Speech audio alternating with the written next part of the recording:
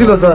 মোহা ছিল না স্যার, মোষ ছিল না, একদম ক্লিন শেপ ছিল। আরে মিয়া মোষ আসিল না, তিনজন মানুষের লোকে তুমি পারলা না। মোষ থাকলে তাহলে একটা কথা আছে। স্যার এরা তো তিনজন আর আমি হয়েছি একা, আমি তিনজনের লাগে 1 লাখ কেমনে পারবো কোন স্যার? কথার লড়সর করো কে? আগে কইলা 2 জন, এখন কও 3 জন। নাটক করো আমার লাগে। টাকা কই? আমার টাকা নিয়ে আসো। আসলে সত্যি কথা কি স্যার, আমি রিক্সার মধ্যে টাকার ব্যাগটা থুইয়া বলে নাইমা গেছি, দৌড়ে আইসা দি রিক্সাও নাই, টাকাও নাই। আরেক নাটক সাজাইতাছ।